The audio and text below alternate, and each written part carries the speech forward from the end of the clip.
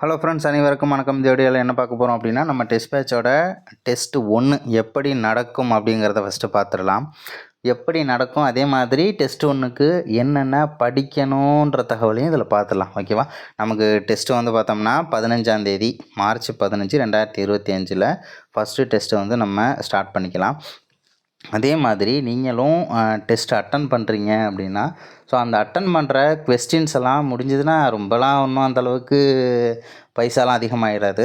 ஒரு இப்போ first time பிடிஎஃப்பில் எழுதுறீங்கன்னா அப்படியே விட்டுறாதீங்க. ஏன்னா ஃபுல்லாகவே சிலபஸை பேஸ் பண்ணி தானே நம்ம எடுக்க போகிறோம். அதே மாதிரி முக்கியமான கொஷின்ஸு, மோஸ்ட் இம்பார்ட்டன்ட் கொஷின்ஸு, எங்கெல்லாம் லாஜிக்காக கேட்கலாம், எந்த இடத்தெல்லாம் வந்து கிறுக்குத்தனமாக கேட்பாங்க, எல்லா விதமாகவும் கேட்பாங்க. எல்லா இடமுமே எல்லா கேள்வியுமே லாஜிக்காக தான் எடுக்கணுங்கிற அவசியமே கிடையாது. ஓகேவா? என்ன தோணுதோ ஈஸியாக எடுத்துகிட்டு போகலாம். ஒரு டைமு ஜாகிரஃபியில் கூட ஒரு கொஷின் ஒன்று இருந்துச்சு. எப்படின்னா, ராஜஸ்தானில் வந்து ஏன் மழையே பொழியவில்லை அப்படின்னு சொல்லிட்டு கேட்டிருந்தாங்க. அதுக்கு இது வந்து என்ன ரீசன் கொடுத்துருந்தாங்க அப்படின்னா, ஆரவல்லி மலைத்தொடர் ராஜஸ்தானுக்கு செங்குத்தாக அமைந்துள்ளதால் ராஜஸ்தான் மழைப்பொழிவை பெற முடியவில்லை, அந்த வாய்ப்பு கிடைக்கல அப்படின்னு சொல்லிட்டு கொடுத்துருந்தாங்க ஆப்ஷனில். ஸோ என்ன அப்படி நமக்கு கரெக்டான ஆன்சர் அப்படின்னா, செங்குத்துன்னு வரக்கூடாது, இணையாக அமைந்துள்ளதால் அப்படின்னு கொடுக்கணும். ஸோ அந்த வார்த்தை மட்டும் மாற்றிருக்காங்க. ஸோ சில இடத்துல லாஜிக்கும் எதிர்பார்க்கலாம், சில கொஸ்டினில் வந்து லாஜிக்கே எதிர்பார்க்க முடியாது. என்ன இருக்கோ அப்படியே காப்பி பேஸ்ட்டும் பண்ணுவாங்க. மேக்ஸிமம் கொஸ்டின் அப்படியே காப்பி பேஸ்ட்டு தான். சில கொஸ்டின் ஏன்னா எல்லாருமே காப்பி பேஸ்ட் பண்ண கொஷினை அப்படியே ஒன்லைனராக கேட்டாங்கன்னா எல்லாருமே நிறைய ஸ்கோர் பண்ணிடுவாங்கள்ல. ஸோ அதனாலே என்ன பண்ணுவாங்க, ஒரு கூற்று காரணம், ஒரு 4-5 கூற்று காரணம் வைக்கிறது. அதே மாதிரி தவறானது எது, எது சரியானது, எது பொருந்தலை, எது மாறுபட்டு இருக்குது, இந்த மாதிரியான கொஷின்ஸு. ஸோ இந்த மாதிரி வைக்கிறாங்க அப்படின்னா அதான் காரணம். ஸோ நிறைய எல்லாருமே பாஸ் பண்ணிட்டாங்கன்னா அதுக்கு வேல்யூ இல்லாமல் போயிடும்ல. ஸோ அதில் வந்து பாதி பேரை பிரிக்கணும், பாதி இல்லை கிட்டத்தட்ட 90% பிரிக்கணும் அப்படின்றதுனால தான் அந்த மாதிரி கொஷின்ஸ்லாம் வைக்கிறாங்க.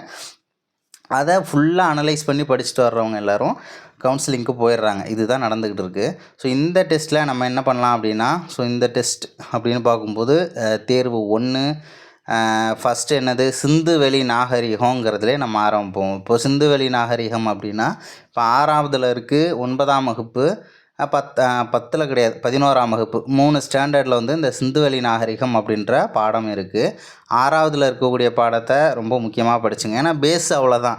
ஏன் இப்போ வந்து நான் 9த்தில் உள்ளது நல்லா படிக்கக்கூடாதாங்கிறது அதுக்கு ரீசன் கிடையாது. 6வதுல ரொம்ப பேசிக்காக நல்லா சூப்பராக கொடுத்துருப்பாங்க. அது ஒரு நல்ல கோர்வையாக போகும். ஸோ அதை வந்து என்ன பண்ணலாம், நீங்கள் வந்து நல்லா படிச்சிட்டிங்க அப்படின்னா 9th புக்கு 11th புக்கில் புதுசாக நீங்கள் படிக்க போகிறது கிடையாது.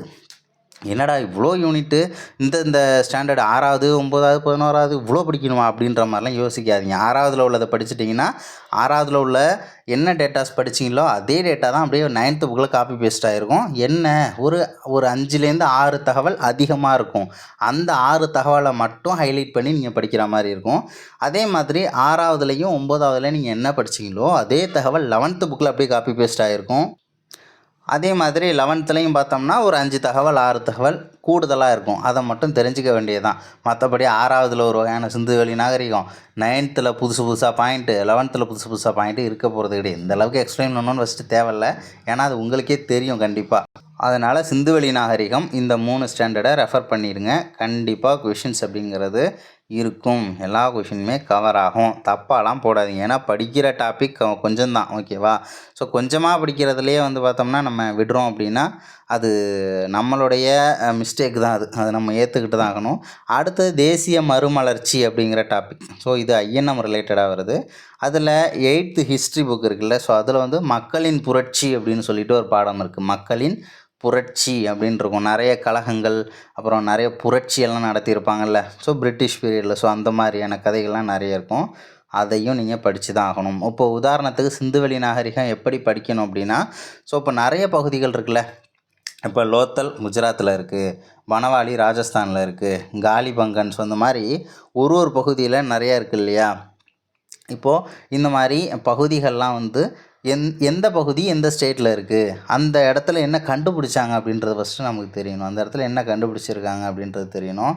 அதே மாதிரி சிந்துவெளி நாகரிகம்னா என்னங்கிறத மக்கள் வந்து பேசிக்காக என்ன பண்ணினாங்க, எந்த சாமி கும்பிட்டாங்களா, சாப்பிட்டாங்களா, என்ன சாப்பிட்டாங்க, வேளாண்மையில் ஈடுபட்டாங்களா, ஈடுபடலையா, அதே மாதிரி வந்து பார்த்தோம்னா எந்த மாதிரியான ட்ரெஸ்ஸு யூஸ் பண்ணாங்க, என்ன வேலை செஞ்சாங்க, இவ்வளோ தான் நமக்கு அங்கே கொஸ்டின்ஸ். ஓகேவா? இதை தவிர வேறு எதுவுமே அங்கே இல்லை அப்படின்றதையும் தெரிஞ்சுக்கணும். மக்களின் புரட்சி அப்படின்னு பார்க்கும்போது ஒரு புரட்சி நடந்துச்சுன்னா அந்த புரட்சிக்கு காரணமானது யார், அந்த புரட்சியோட தலைமை அப்படின்றத தெரிஞ்சுக்கணும். அந்த புரட்சி எங்கே நடந்துச்சுன்னு தெரியணும், எப்போ நடந்துச்சு அப்படின்றது தெரியணும், என்ன ரீசன் அப்படிங்கிறது தெரியணும். ரீசன் ரொம்ப முக்கியம். சரி, இந்த மாதிரி புரட்சி நடந்ததுனால அந்த புரட்சியெல்லாம் முடிஞ்சதுக்கப்புறம் பிரிட்டிஷ் வந்து ஒடுக்கியிருப்பாங்கள்ல, ஸோ அதனுடைய ரிசல்ட்டாக எந்த மாதிரி மாறுனுச்சு, புரட்சி நடந்ததுனால ஏதாவது மாற்றங்கள் நடந்துச்சா அப்படின்றத மட்டும் தெரிஞ்சுக்கோங்க. அவ்வளோதான், அதில் வேறு எதுவுமே பெருசாக இருக்காது.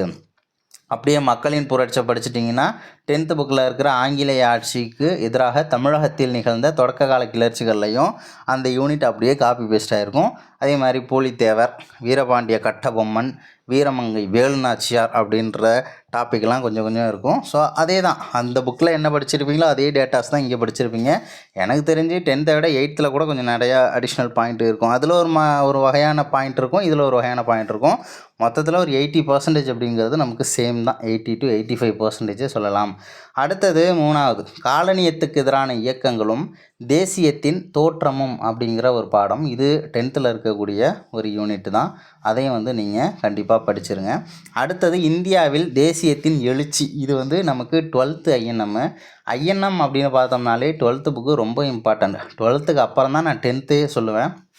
அதனால் 12th புக்குக்கு மோஸ்ட் இம்பார்ட்டன்ட் கொடுங்க. அதுக்குன்னு 10th வந்து படிக்க வேணாம், அரைக்குறையாக படித்தா போதும்லாம் நினச்சிக்காதீங்க.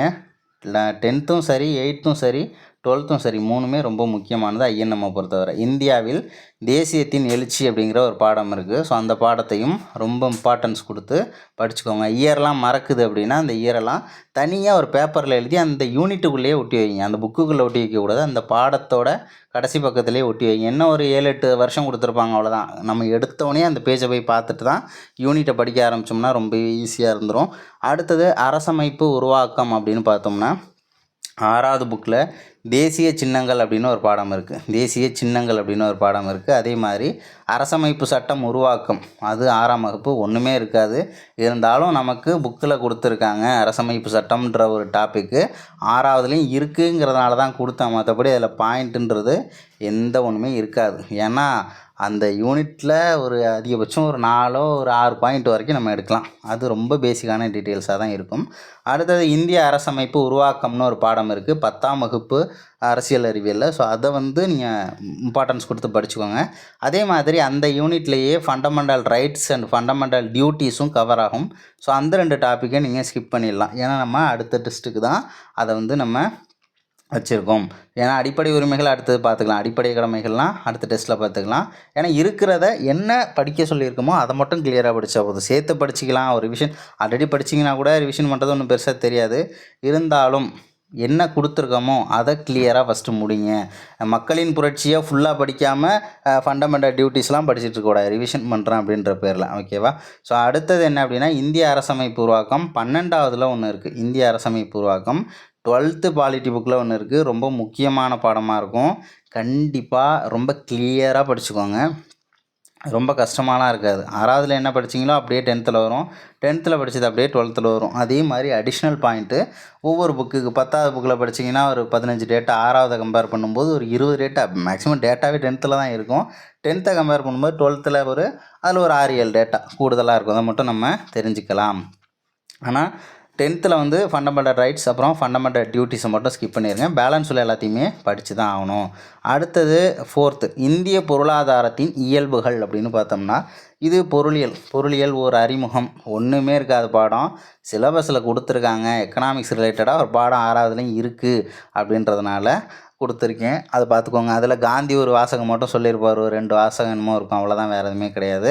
அதேமாரி உற்பத்தின்னு ஒரு பாடம் இருக்குது 7ஆம் வகுப்பு. அதுலேயும் ஒன்றும் கிடையாது. பேசிக்காக தெரிஞ்சுக்கலாம். முதல்நிலை உற்பத்தினா என்ன, 2ஆம் நிலை உற்பத்தினா என்ன. முதல்நிலை உற்பத்தினா வேளாண்மை, 2ஆம் நிலை உற்பத்தினா ஃபேக்ட்ரி தொழில், 3ஆம் நிலை உற்பத்தினா சேவைகள். இதை தான் கொடுத்துருப்பாங்க. எக்ஸ்பிளனேஷனோட உதாரணத்தோடு கொடுத்துருப்பாங்க.